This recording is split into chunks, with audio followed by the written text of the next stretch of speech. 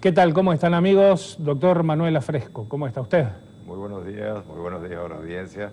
Un gusto de compartir otra vez este espacio contigo, Eduardo. Como siempre, presto para la requisitoria de medicina del nuevo milenio. En AM, en FM, en vivo, grabado, pero siempre presto. Gracias por estar con nosotros. Hablaba de los trastornos generalizados de la ansiedad. ¿Me los podés definir, doctor? Bueno, antes de definir ese tipo específico de trastorno, sería conveniente hacer como una introducción, porque trastorno generalizado de ansiedad forma parte de un grupo de enfermedades que tienen como síntoma fundamental y compartido una alteración en la ansiedad, que es un componente normal de la conducta humana. La ansiedad es un estado particular de alerta que tiene el organismo para enfrentar situaciones de peligro. Y este estado de alerta, en determinados momentos que es necesario y funcional, se convierte en un problema. Y entonces entra a formar parte del grupo de trastornos de ansiedad. Y uno de los trastornos de la ansiedad es el trastorno generalizado de ansiedad, que significa que la persona tiene prácticamente todo el tiempo, durante todo el día, una sensación de aprehensión, de molestia, como una preocupación excesiva, con una serie de manifestaciones a nivel corporal. Son estas personas que están con una sensación de opresión de pecho, falta de aire, como contracturas musculares, esas que dicen que tengo todos nudos en el cuello, etc. Y evidentemente deteriora la calidad de vida. O sea, se convierte en un problema porque la persona vive con un deterioro importante de su calidad de vida. Cuando vos te referís puntualmente a este tipo de manifestaciones orgánicas, no son solamente ellas. Pueden aparecer también cefaleas constantes, migrañas, claro, trastornos digestivos. Hay una serie de factores que afectan, o sea, que pegan directamente en el organismo. Mira, los teóricos diferencian lo que es la ansiedad y lo que es angustia. Y la ansiedad tiene que ver con el componente emocional, que es el contenido mental que la persona adjudica a sus preocupaciones.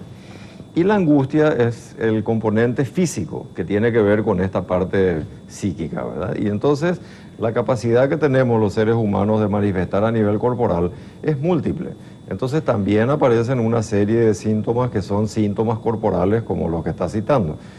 Habitualmente se llaman estos somatizaciones o le llaman también enfermedades psicosomáticas. O sea, hay un campo bastante amplio en donde la persona tiene quejas somáticas múltiples, pero no hay ninguna causa específica que explique ese malestar. Dentro de todas estas cuestiones que hacen a los trastornos generalizados de la ansiedad, tenemos fobia, pánico, estrés, melancolía, pero quiero comenzar por el estrés, porque esa es una palabra que convive con nosotros las 24 horas, hasta cuando dormimos. Vale. El estrés es un término que proviene de la física, ¿verdad? En realidad, y después la psicología o la medicina incorporó. Y tiene que ver con una reacción de alarma, ¿verdad? El estrés es el esfuerzo que hacen los metales cuando son sometidos a una presión y tienen que aguantar esa presión sin deformarse. Ese es el concepto genérico de estrés. Entonces podemos pensar eso llevado a los seres humanos, que sería una situación en la que estamos exigidos por las condiciones externas a confrontar cierto tipo de dificultades y tenemos que tolerar con nuestra capacidad instrumental y emocional, no nos deformamos, pero sin derrumbarnos, digamos. Entonces el estrés es un componente normal de la vida cotidiana. La gente entiende que cuando uno dice estrés siempre habla de patologías, pero en este sentido, igual que la ansiedad, hay un estrés normal que tenemos que estar en condiciones de poder tolerar y que nos activa el organismo para enfrentar las situaciones cotidianas. Y hay un disestrés que le dicen que es el estrés patológico que genera después, posteriormente, un desgaste. Selye es un autor que estudió mucho de esto, entonces habla del agotamiento del estrés crónico. Entonces, todas las personas tenemos que estar en condiciones de poder tolerar bajo exigencias extremas ciertas situaciones. Cuando se hace patológico, cuando se hace una causa de enfermedad, entonces también dan manifestaciones muy parecidas a lo que definíamos en el trastorno de ansiedad. Quejas múltiples, malestar, decaimiento, fatiga, etc. Me tengo que ir a la pausa, pero quiero que me hables de la jornada que va a haber el 23 de enero en el Círculo Militar Naval sobre el tema de Alcohólicos Anónimos, un programa muy importante. Bueno, Alcohólicos Anónimos es una comunidad de hombres y mujeres que comparten este problema del alcoholismo y que se proponen hacer algo para poder detenerlo. Se entiende que es una enfermedad crónica, incurable, progresiva. Y tiene 36 años en nuestro país como organización. Entonces, el 23 de enero cumple 36 años y va a ser un evento de festejo de sus 36 años en el Círculo Militar, Naval y Aeronáutico de la calle Mariscal Estigarribia, Itacuarí, a las 11 de la mañana. Es un evento abierto, un festejo, es un recurso terapéutico demasiado importante y entonces vamos a festejar los 36 años de Alcohólicos Anónimos. Muy bien. Es muy importante si pudiste salir del alcohol, si estás dentro de él y si pensás no hacerlo, también es importante porque vas a adquirir conocimientos. Tengo que ir a la pausa y retornamos. Quédate allí.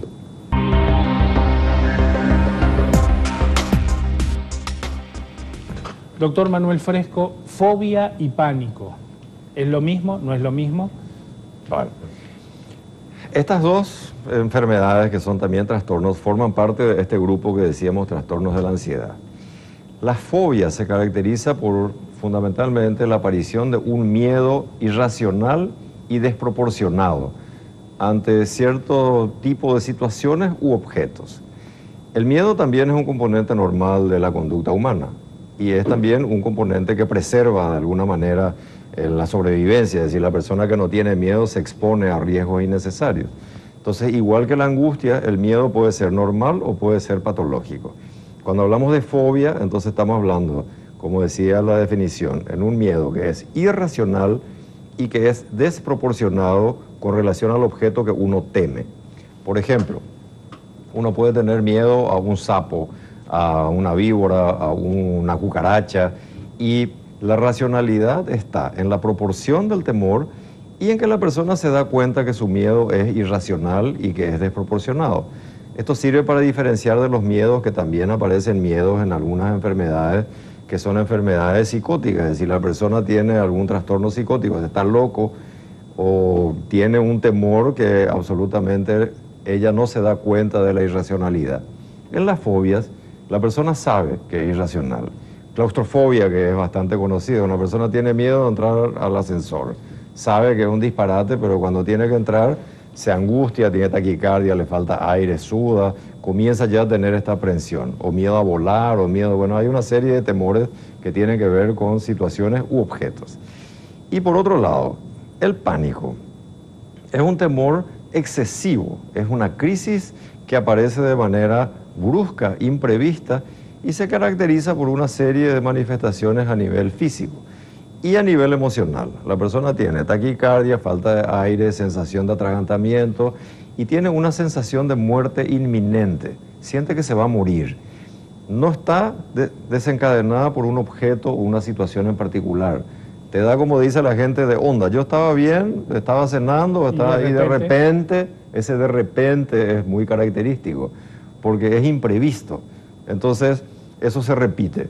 Si aparece una vez o dos veces, es una crisis de pánico. Si se repite, en general los catálogos dicen que tiene que aparecer más de 4 veces al mes.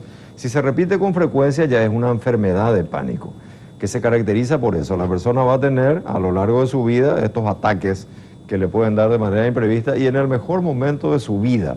No tiene determinantes que sean contextuales. Esa es la característica, fobia y pánico. Muy pequeñito el tema de melancolía, porque ayer hablaba con una persona, la señora me decía, quiero preguntarle al doctor, ¿por qué de repente entro a mirar hacia atrás mi vida y me pongo angustiada, me pongo melancólica, y no sé por qué me pasa? Bueno, la melancolía es un término que en la actualidad en el campo de la psiquiatría no se utiliza como tal, porque lo que antiguamente se llamaba melancolía, que tiene que ver ya con tiempos de Hipócrates, que hablaba de la bilis negra y todo ese tipo de cosas, hace referencia a un estado particular del estado de ánimo, que es un estado depresivo. La gente llama melancolía a eso. Y en general, en el campo de la salud mental se asocia melancolía a los estados depresivos. Ahora, los trastornos de estado de ánimo, que es el grupo grande de enfermedades del ánimo o del humor, como se le llaman, tienen también una serie de formas de estar deprimidas. uno puede estar depre, como dice la gente, y en determinados momentos, en determinadas circunstancias, en determinados periodos del año, fin de año, así que uno hace como una evaluación, o en determinados momentos de la vida de la persona evalúa.